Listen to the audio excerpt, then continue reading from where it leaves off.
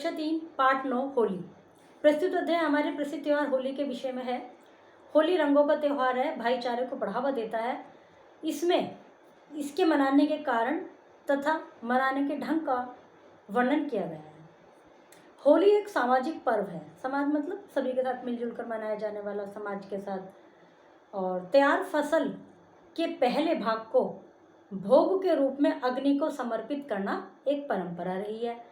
कोई भी चीज़ हम बनाते हैं, घर में खाना भी बनाते हैं, वस्तु जैसे कुछ फंक्शन पर, तो उसका कुछ पोर्शन हम भगवान के नाम का निकाल देते हैं। कहीं से कुछ आता है, उसमें से कुछ हम भगवान के नाम का निकाल देते हैं।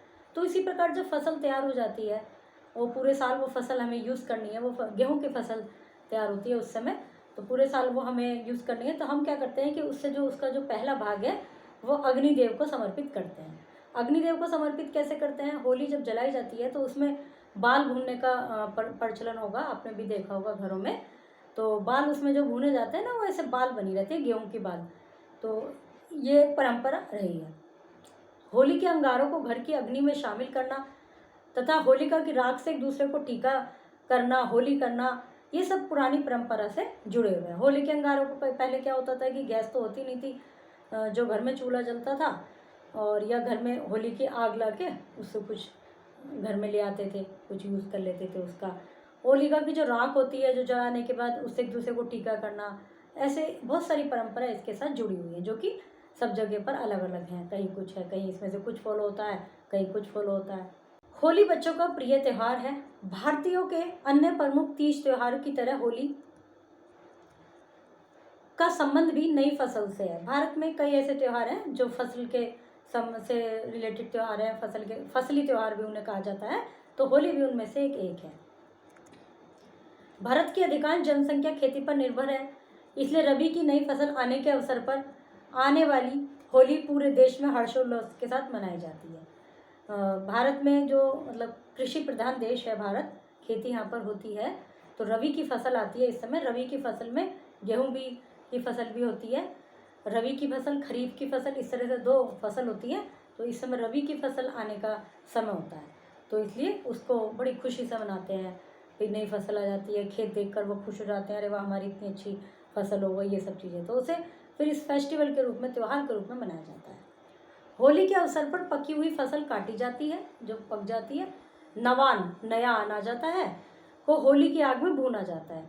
अनाज की भुनी हुई बालियाँ को होलक या होलक कहते हैं। जो बालियाँ भुनी हुई होती हैं उनको होलक या होलक, इसी से इस त्यौहार का नाम होली पड़ गया है।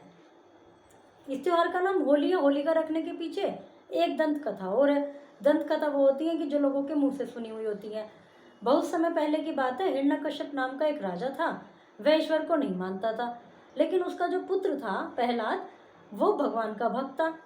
हिरण्यकश्यप के बहुत मना करने पर भी प्रहलाद ने ईश्वर भक्ति नहीं छोड़ी। मतलब जो राजा था वो अहंकारी था, वो अपने आप को ही भगवान समझता था। वो चाहता था सब मेरी पूजा करें, भगवान कुछ होते ही नहीं है, मैं ही प्रजा को खिला रहा हूँ, मैं ही प्रजा का ध्यान रखना हूँ, प्रजा के सुख दुख का मैं ही साथी हूँ, भगवान क्या करेंगे।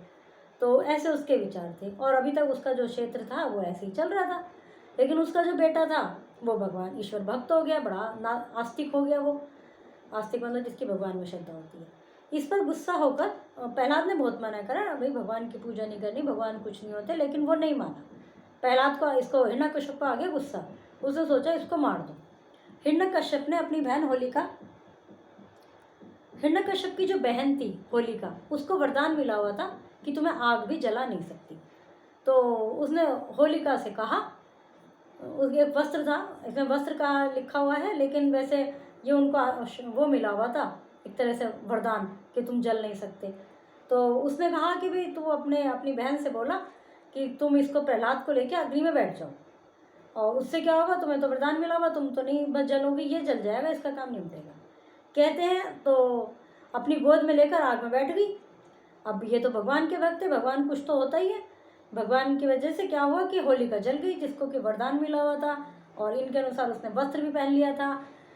तो लेकिन फिर भी वो जल गई, और प्रहलाद ऐसा हाथ जोड़ के बैठे रहे। देखिए फोटो में कैसे बैठे हैं। तो इसी घटना के बाद होली या होलिका जलाना आरंभ हुआ। उन्होंने उस समय होलिका नहीं जलाई, उन्होंने कुछ नहीं उसको माना, उन्होंने तो कैसी आग जला दी, और ये कह दिया भाई तू इसमें बैठ जा, इस मेरे लड़के को लेके, तेरे पास तो वरदान है, तू तो बच जाएगी, ये मर जाएगा। लेकिन उल्टा हो गया, तो तब से ये होलिका जलाना प्रारंभ हो गया। होली का त्यौहार फागुन शुक्ल पूर्णिमा को मनाया जाता है। हिंदी के महीना होता है फागुन, उसमें फागुन ये लगभग हमारे फरवरी मार्च में पड़ता है, लेकिन हिंदी के महीनों के अनुसार फागुन महीना होता है। इसकी शुक्ल पूर्णिमा को मनाया जाता है। 2 पक्ष होता है, शुक्ल पक्ष, हिंदी महीनों में 15-15 दिन के 2 पक्ष होते हैं, शुक्ल पक्ष, कृष्ण पक्ष। तो इसमें शुक्ल पक्ष को मनाया जाता है। महिलाएं गोबर के छोटे छोटे उपलों का हार बनाकर होली पर चढ़ाती हैं। वो एक आजकल ये तो आपने भी देखा होगा, छोटे छोटे वो बने रहते हैं, उसमें रस्सी में डाल के उनकी माला सी बना देते हैं, उन पर चढ़ा देते हैं। लोग होली के चारों ओर नाचते हैं, होली के गीत गाते हैं। मालवा में होली का त्यौहार बड़े ही हर्षोल्लास के साथ मनाते हैं। बरसाना ब्रज की लठमार होली पूरे देश में प्रसिद्ध है। डंडों से खेलते हैं वहाँ पर, मार पिटाई करके, मार मार के। होली के अगले दिन सब आपस में रंग अबीर गुलाल लगाते हैं, गले मिलकर होली की बधाई देते हैं। जब ये जलने वाली हो जाती है तो अगले दिन रंग वाली होली होती है, उस दिन अबीर गुलाल वगैरह लगाते हैं, होली की बधाई देते हैं, हैप्पी होली बोलते हैं, होली का मुबारक हो, इस तरह से बोलते हैं। यह त्यौहार पुराने बैर भाव को भूलकर भाईचारे का संदेश देता है। यह सामाजिक एकता और प्रेम का त्यौहार है। जगह जगह पर हुरियारों की टोलियाँ नाचती हैं। डोल, डफली, मृदंग, मजीरे के साथ गाए जाने वाले होली के गीत कानों को बहुत ही मधुर लगते हैं। पहले क्या होता था, मतलब हमने भी अपने बचपन में देखा है कि जब होली होती तो ऐसे ढोलक वगैरह गले में टांग के, ढोलक, मंजीरे, फिर ये बजा के गलियों में ऐसे ट्रोली निकलती थी, फिर उनके ऊपर बच्चे पानी फेंकते थे, गुब्बारे फेंकते थे और गुलाल फेंकते थे, रंग भी फेंकते थे, वो होता था। उसके बाद फिर आया ढोल बजने का, कि ढोल लेके निकलते थे, मंजीरे ढोलक कम हो गए और अब वो भी ख़त्म हो गया। अब तो अपनी अपनी छतों पर डीजे इतनी भयंकर आवाज़ में चलाते हैं कि किसी की कुछ ज़रूरत ही नहीं है। तो इस तरह से ये रूप चेंज होते रहते हैं त्योहारों के। तो कानों को बहुत ही मधुर लगते थे। बच्चे पिचकारियों से एक दूसरे पर रंग डालते थे और बच्चे खूब हुड़दंग मचाते थे। इस तरह त्यौहार का त्यौहार सामाजिक एकता, पारिवारिक प्रेम, स्नेह का प्रतीक है। यह त्यौहार सामाजिक एकता, पारिवारिक स्नेह का प्रतीक है। होली के पर्व पर तरह तरह के पकवान बनाए जाते हैं। अनेक स्थानों पर होली रंग पंचमी तक मनाने की प्रक्रिया है, मतलब 5 दिन तक। होली का त्यौहार जीवन की कठिनाइयों को भूलकर हंसी खुशी के साथ जीने और अपनी बुराइयों को जला देने की प्रेरणा देता है। ये भी माना जाता है कि इसमें ऐसे प्रार्थना करता है कि भगवान मेरे अंदर की सारी बुराइयाँ इस होलिका में जल जाएं और मैं एक अच्छा इंसान बन जाऊं।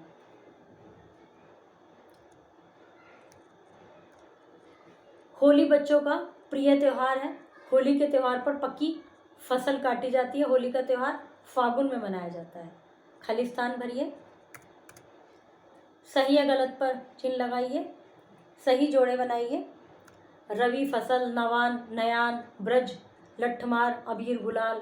प्रश्न उत्तर लिखिए, प्रश्नों के उत्तर लिखिए। मतलब पर्यायवाची, ईश्वर, भगवान, राजा, महाराज, पुत्र, बेटा, बहन। और विलोम शब्द लिखिए, वाक्य में प्रयोग कीजिए। अपने सहपाठी से चर्चा करके लिखिए होली को रंगों का त्यौहार क्यों कहा जाता है, क्योंकि इसमें रंग वगैरह खेले जाते हैं। और आप अपने विचार लिखिए इसमें।